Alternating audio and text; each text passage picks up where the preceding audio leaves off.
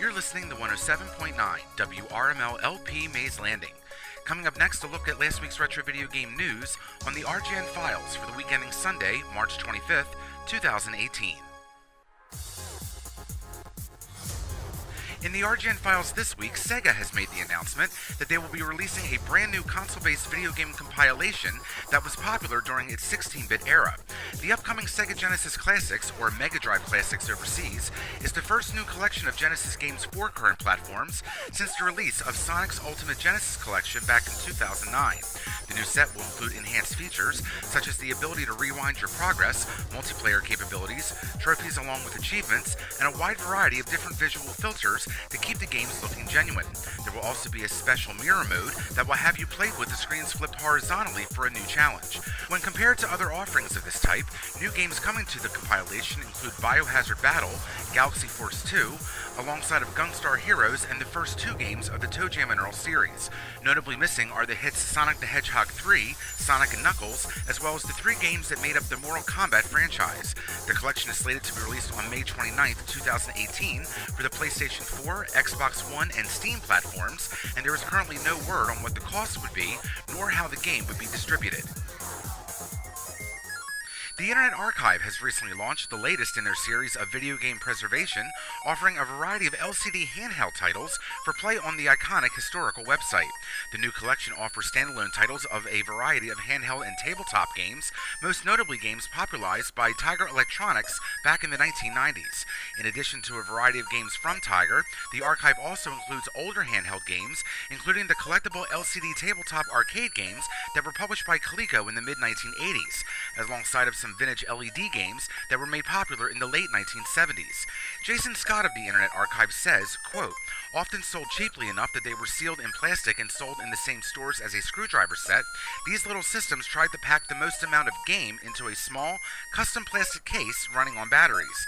They also represent the difficulty ahead for many aspects of digital entertainment, and as such are worth experiencing and understanding for that reason alone," end quote. Currently, the Internet Archive has about 60 games available for play, which only require a computer, web browser, and keyboard to utilize, and some of the games also have scans of the original manuals. The Internet Archive began preserving retro video game code for multiple platforms back in 2013.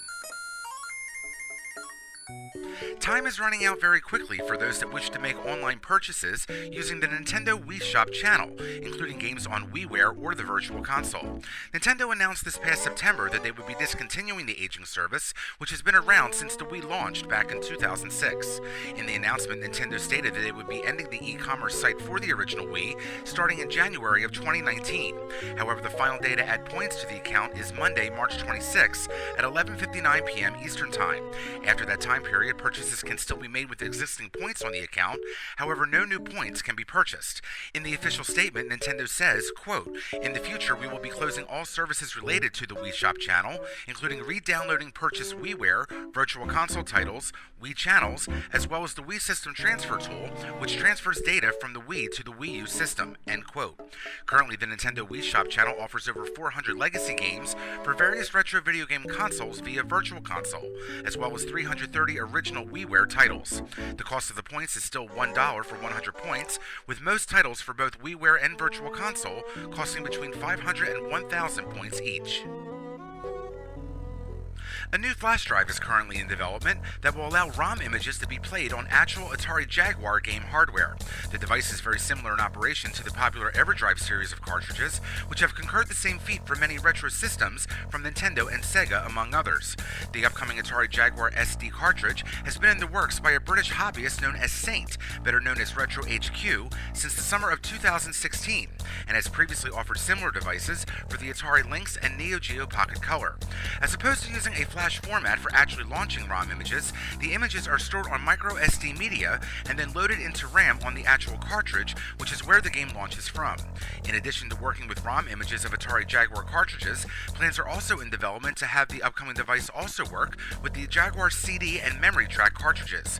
Retro HQ is also creating a Wi-Fi module, which would allow using FTP to copy games over to the device wirelessly, potentially downloading or playing games over the internet, as well as being used as a remote debugging device for homebrew developers. There is currently no word on when the devices would be made available for purchase, and the estimated cost of the cartridge is estimated to be about 100 British pounds. A new homebrew title called Okinawa Rush is presently in development not just for modern gaming platforms, but also for Sega's Dreamcast console. Okinawa Rush started its life as a Kickstarter back in August of last year, and is the creation of Stephen Miller, David Miller, Gary Angelone, and Rachel Mack. Originally being inspired by platformer games and beat-em-up titles popularized in the 1990s, the new game will also feature modern gaming fight mechanics in an intense skill-based program with many moves to master and hordes of enemies to battle. The original Kickstarter earned a total of £10,745 with 472 backers, which met the original slated goal of £10,000 British pounds.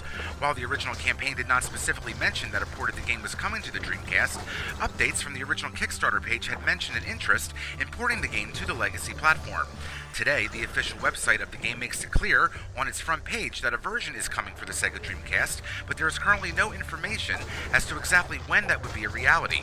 The game is currently available for pre-order on the Steam platform for the cost of just £10, with versions also planned for the PlayStation 4 and Xbox One. Fans of the action-adventure genre that are also dedicated to the Atari 2600 were given an interesting treat last week with a new update of Atari's classic title called Adventure. A new update to the game called Head-to-Head Atari Adventure breathes some new life into the revolutionary title, offering a variation that allows you to play the game in a new online multiplayer setting. The creation of Ro Anders, the objective is not to return the Enchanted Chalice to the Golden Castle, but rather to compete against other players simultaneously to bring the chalice back to your home castle before another player gets that opportunity. Each player is given their own castle, alongside of a new unique icon to identify each individual player, and can be played with as many as 3 people at the same time via an internet connection. While this new version is not a direct translation of the original game, it has instead been completely redeveloped from the ground up, keeping as much of the original experience as possible. So pixel perfect, in fact, that the famous flickering that was caused due to hardware limitations at the time period has also been recreated. The game is being offered as a free download and completely free to play, and can be played on computers running either Microsoft Windows or any Macintosh computer system. And finally this week, a new homebrew title called Sweep Out was released last week for the Commodore Amiga home computer platform. Sweep Out, which is the creation of a French programmer known as Criso, is an updated version of the classic game of Minesweeper. Minesweeper, which has been around since the days of mainframe computers of the 1960s, was made popular to the common gamer when it started being included in all copies of the Microsoft Windows operating system back in 1992, starting with Windows 3.1. Alongside of updated graphics, animation, and sounds, Sweep Out features a variety of different playfield shapes and sizes instead of your standard parallelogram that is typically used. It also features online leaderboards so you can share your successes or failures with the world. In addition, you can also sacrifice your high score by blasting the player that has the highest score for some interesting competition from friends or enemies. Sweep Out can be run on actual Commodore Amiga equipment as long as you have the proper tools to make your own floppy diskettes, and you will also need proper TCP/IP communication abilities on the actual Commodore hardware to take part of the fun. The game is being distributed as a freeware title and is classified as public domain.